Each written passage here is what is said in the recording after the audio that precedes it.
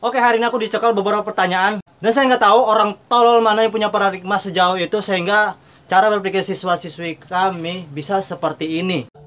Kak, aku nanya, kenapa perguruan kita namanya IKSP Ikra Sakti? Kenapa nggak Nur Hidayat aja? Kan lebih islami. Kak, kenapa perguruan kita pakai tenaga dalam? Zaman Nabi kan nggak ada. Kak, kenapa perguruan kita pakai hadiran kerasukan segala? Kan itu syirik, Kak. Kak, kenapa perguruan kita memakai sesajen dan dupa segala? Kita kan bukan dukun, Kak. Ya pastinya bukan seorang ulama. Jangan-jangan ini adalah pekerjaan kamu, ya kan? Kamu ngaku aja deh. Kamu kan? Ayo ngaku. Atau ini pekerjaannya Iwan Comel kali ya? Iwan Comel, sini, hadapin saya. Nih lihat ini Iwan Comel. Ya, pastinya guru kami bukan seorang tolol atau dungu yang tidak belajar baca tulis sehingga berani mendirikan sebuah perguruan. Oke? Ya mereka pasti belajar lah dari guru-guru mereka dan para ulama mereka.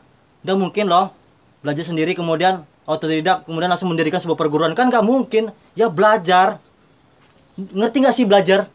Beliau bertukar pendapat kepada guru-guru mereka dan para ulama, kemudian mendirikan sebuah perguruan, maka terbentuklah sebuah IKSP Ikra Sakti. Makanya jadi orang tuh jangan kolot, otak sebiji jajan mente, baca kitab tapi pikirannya hanya BH dan sempak. Makanya begini jadi pikirannya. Oke, kenapa perguruan kita namanya IKSP Ikra Sakti atau ganti saja namanya Nur Hidayat aja, Bang? Oke, IKSP adalah Ikatan Keluarga Silat karena kita bernaung di IPSI, Ikatan Pencaksilat Seluruh Indonesia.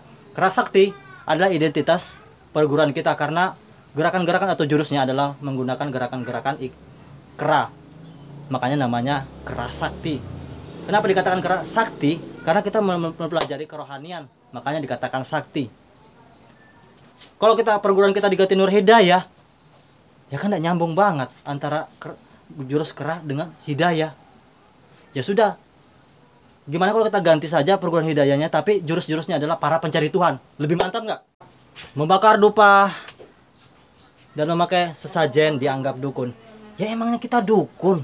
Ya kalau kita misalnya dukun, ya udah kita pindah dari perguruan IKSP Ikra Sakti, kita buka klinik tentang perdukunan. Emangnya apakah kita membakar dupa itu melanggar norma-norma agama? Apakah kita memakai wangi-wangian itu juga dianggap melanggar agama? Kan enggak. Kan memakai wangi-wangian adalah sebagian daripada sunnah. Apakah sunnah itu dilarang? Enggak kan? Coba berpikirlah lebih cerdas lagi.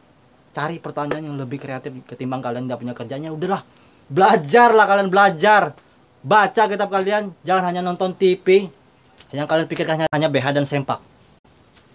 Oke, masalah hadiran. Kalian pikir hadiran itu adalah menghadirkan sebuah jin ke dalam diri kita? Kan bodoh. Emangnya kalian mau diri kalian dimasukin jin? Tanpa sadar kalian makan apa, situ makan apa, makan tai, makan apa? Kan bodoh. Jangan jarang bodoh deh. Hadiran dalam arti kita di sini menghadirkan gerakan atau jurus-jurus yang pernah kita pelajarin. Kita resapin dalam-dalam, kita berpejam mata. Ya latihanlah coba untuk mempejamkan mata. Apa yang ada dalam pikiran kalian, misalnya apa yang ada dalam pikiran kalian, apa yang pernah kalian pelajari, ilmu jurus-jurus apa yang pernah kalian pelajari, itu yang kalian hadirkan.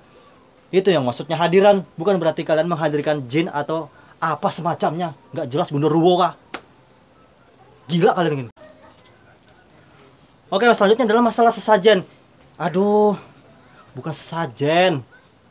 Kalian pikir kita memberikan makan pada setan? Hah? Bawa nasi tumpeng, bawa telur, bawa ayam hitam, terus kita sodor ke sungai lalu kita kasih makan? Ya enggak lah. Di sini bukan namanya sesajen, tapi namanya Tridoso Utomo. Kalau kita baca serentetan, aduh banyak banget deh. Kalian mau membaca sebanyak itu? Capek, siapa yang membaca? Ketika dalam upacara pengesahan itu memang dibacakan Tridoso Utomo saya nggak tahu berapa rentetannya, saya kurang paham juga, yang hanya mereka saja para panitia yang membacakannya. Yang jelas di sini Tridoso Utomo adalah sebuah simbol-simbol saja yang merupakan filosofi tersendiri yang pastinya bukan memberikan makan kepada jin, yang pada ujungnya yang pada akhirnya kita juga memakannya bersama. Apa makannya bersama itu disebut sesajen? Ya nggak mungkin lah. Dan oke, selanjutnya adalah masalah tenaga dalam. Kalian pikir tenaga dalam di sini adalah mengeluarkan sesuatu dengan tangan atau dengan mulut kalian? Atau dengan cara kalian terbang? terbang. Jalan di air. Emang itu adalah pekerjaan kita? Nggak mungkin lah.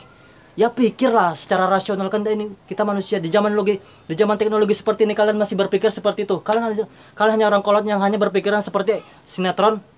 Kalian jangan jadi seorang jadi termakan korban sinetron ataupun film-film laga seperti Aling Dharma. Jadi ya udah, kalau kalian misalnya berpikir seperti itu, ya kalian masuk jadi masuk di saja, dunia Aling Dharma saja. Kembali ke masa lalu atau zaman penjajahan atau zaman jahiliyah. Oke, itu yang bisa saya sampaikan informasi tentang masalah kerohanian, tentang masalah IKSP Kerasakti, tentang ilmu bela diri, tentang tenaga dalam, masalah jampi-jampi ataupun masalah yang lainnya. Ya, mohon maaf kalau misalnya ada kekurangan-kekurangan dari penyampaian saya. Tapi kalau misalnya kalian ada sesuatu yang bisa kalian sampaikan, silakan komen aja di bawah ini.